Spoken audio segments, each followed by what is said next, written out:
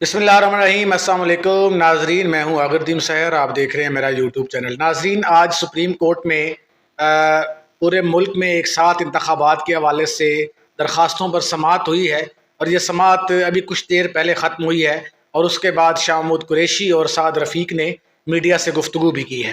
ناظرین، آپ کو پتہ ہے گزشتہ 2 ہفتوں سے یہ معاملہ چل رہا ہے، اور سپریم کورٹ نے وقت دیا تھا حکومت کو اور پاکستان تحریک انصاف کو کہ دونوں کی مذاکراتی ٹیمیں بیٹھیں اور بیٹھ کے ڈسیژن کریں کہ ہمیں اس ملک کو کس طرف لے کے جانا ہے۔ کیا ہم آئین کو چیلنج کریں گے، یا ہم نے پاکستان کے آئین کا اور عدالتوں کا تحفظ کرنا ہے، اور جو آئین کہتا ہے اس کے مطابق ہم انتخابات کروائیں گے۔ یہ مذاکرات جو ہیں وہ 3 جو ہے اس کی نشستیں ہوئیں۔ پہلی 2 نشستوں میں کوئی ڈسیژن نہیں ہوا۔ تیسری نشست کے بارے میں بھی کہا جا رہا تھا کہ مذاکرات ناکام ہو گئے ہیں، اور اس بات پر تو اتفاق ہوا کہ ایک ساتھ پورے ملک میں انتخابات ہونے چاہیے، مگر تاریخ کا تعین جو ہے وہ پاکستان تحریک انصاف اور حکومتی ٹیم جو ہے وہ نہ کر سکی۔ پاکستان تحریک انصاف نے اپنا جواب سپریم کورٹ میں جمع کروایا، اور اس پر دستخط کے علی ظفر کے، فواد چودھری اور شاہ محمود قریشی کے، اور اس میں انہوں نے کہا کہ ہم 3 دفعہ مذاکرات میں بیٹھے ہیں، اور تینوں بار پاکستان تحریک انصاف نے لچک دکھائی ہے، مگر حکومتی ٹیم کی جانب سے کوئی مثبت جواب جو ہے وہ نہیں موصول ہوا۔ اس کے بعد آج سپریم کورٹ کے اندر جو ہے جب کیس سماعت ہونی تھی، تو اس سے کچھ دیر پہلے جو ہے وہ حکومتی ٹیم کا بھی جواب جو ہے وہ سپریم کورٹ میں جمع کروایا گیا، اور اس میں نہ ڈائری نمبر لگا ہوا تھا، نہ وہ درخواست رجسٹر تھی، اور اس پر سارے اتحادیوں کے، یعنی جو مذاکراتی ٹیم تھی، ان کا سگنیچر ہونے کے بجائے صرف دستخط جو تھے وہ اسحاق ڈار کے تھے۔ پھر بھی سپریم کورٹ چیف جسٹس نے کہا کہ اگرچہ آپ کی درخواست آج جمع ہوئی ہے، اس پہ ڈائری نمبر بھی نہیں لگا، مگر اس کے باوجود ہم ایکسیپٹ کرتے ہیں، اور ہم نے اس کو شامل تفتیش کیا ہے۔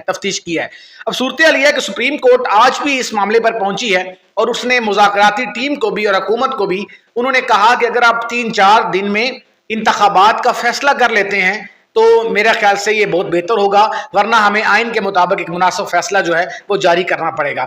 میں بڑا حیران تھا، میں نے گزشتہ ولاگ میں بھی کہا کہ سپریم کورٹ مسلسل لچک دکھا رہی ہے۔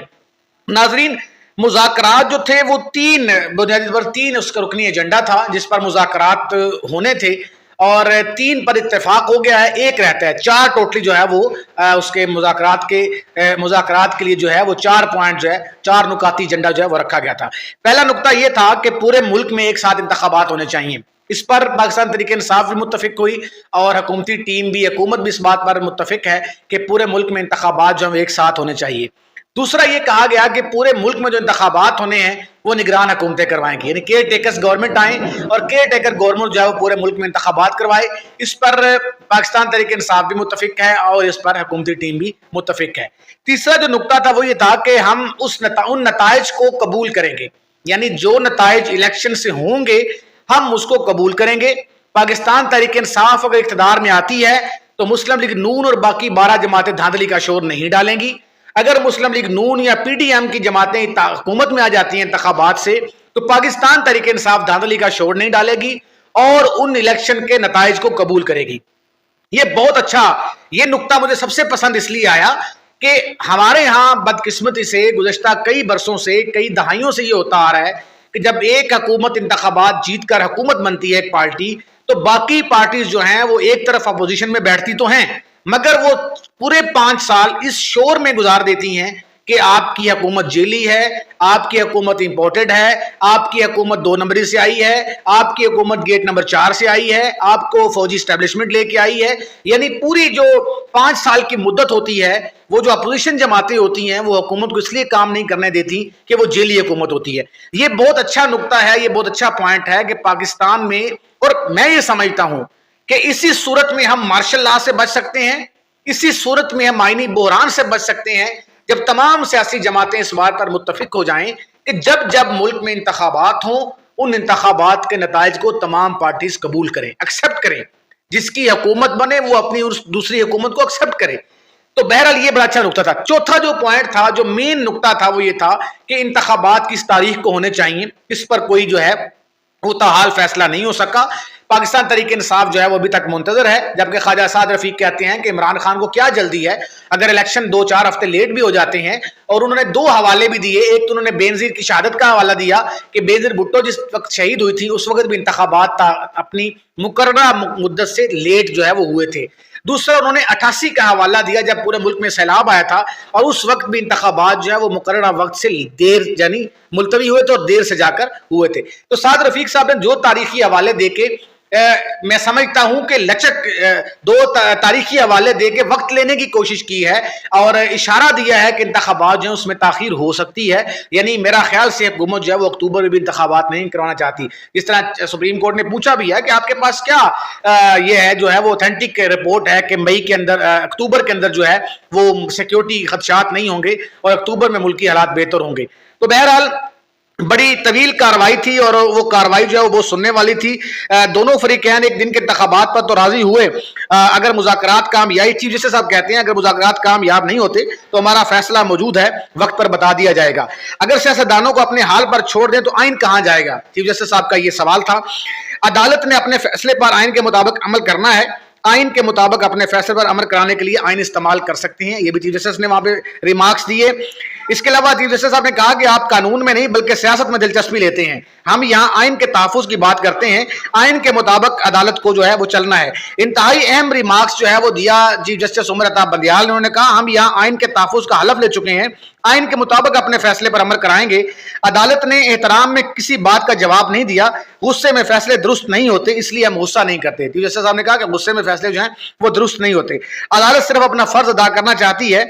और इसी तरह आप कानून में दिलचस्पी नहीं रह रहे बल्कि सियासत में, ये चीफ जस्टिस साहब ने फारूक एच नाइक जो हुकूमती जमातों के वकील थे उनकी तरफ से कहा।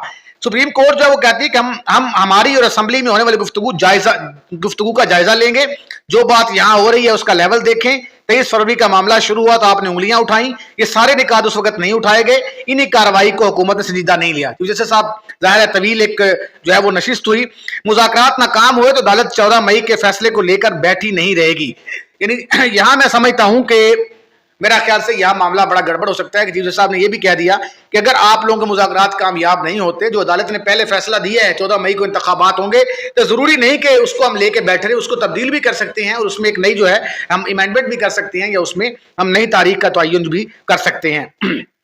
अली जफर जो थे उन्होंने दलाइल देते हुए कहा कि हमने जो पेशकश की उस पर ये राजी नहीं हुए, दरखास्त खारिज की जाए। तहरीक इंसाफ आइन के हदूद से बाहर नहीं जा सकती, 14 मई करीब है, चाहते हैं इसमें कोई ताखीर ना हो, अदालत के हुक्म पर अमल चाहते हैं। अली जफर पाकिस्तान तहरीक इंसाफ की तरफ से वकील भी थे और मुज़ाकराती टीम का हिस्सा भी थे। बहरहाल सुप्रीम कोर्ट कहती है कि कौम के जवानों ने कुर्बानियां दी हैं तो हम भी कुर्बानियां देने के लिए तैयार हैं। तहरीक इंसाफ ने एक दिन इलेक्शन कराने पर इत्तफाक किया है, शर्त रखी है कि असम्बलियां 14 मई तक तहलील होंगी, दूसरी शर्त थी कि जुलाई के दूसरे हफ्ते में इंतखाबात कराए जाए। तो साद रफीक साहब ने भी खैर इस पर बहुत कहा। उन्होंने कहा अदालत में साद रफीक साहब कहते हैं कि मैं एक वकील नहीं, इस अंदाज में बात नहीं कर सकता जैसे वो कला करते हैं, जो कहूंगा सच कहूंगा, इदारों के दरमियान महाज आराई ठीक नहीं, मुज़ाकरात में दूसरा फरीक कोई लचक नहीं दिखा रहा। यानी ख्वाजा साद रफीक अकेले जो हैं वो हुकूमती टीम की तरफ से जो है वो रिप्रेजेंट कर रहे थे सुप्रीम कोर्ट के अंदर। बहरहाल एक तवील मेरे पास सारी उसकी कार्रवाई आई है, ये बहुत तवील कार्रवाई है और जिसमें चीफ जस्टिस साहब ने जाहिर उन्होंने कहा कि हमारी हिदायत देने का कोई इरादा नहीं, मुज़ाकरात अभी जारी हैं या नहीं। यानी चीफ जस्टिस साहब ने ये सवाल भी किया कि क्या मुज़ाकरात अभी चल रहे हैं या नहीं चल रहे और हम हिदायत नहीं दे रहे, हम चाहते हैं कि पूरे मुल्क में इंतखाबात एक साथ हों। बाकी 3 रुकनी एजेंडा 4 रुकनी एजेंडे में से 3 पॉइंट डिस्कस हो चुके हैं। मैं समझता हूं कि आखिरकार ये मामला सुप्रीम कोर्ट को हल करना पड़ेगा। जाहिर है आज कल तक ये कहा जा रहा था कि हुकूमत इंतखाबात नहीं चाहती, मुज़ाकरात नहीं चाहती, लेकिन आज एकदम जो जवाब जमा करवाया गया अदालत के अंदर, उस जवाब के अंदर हुकूमत ने दोबारा वक्त लिया है सुप्रीम कोर्ट से, हमें वक्त दें, हम पाकिस्तान तहरीक इंसाफ से मुज़ाकरात दोबारा शुरू करते हैं और हम जल्द किसी मामले पर पहुंचेंगे।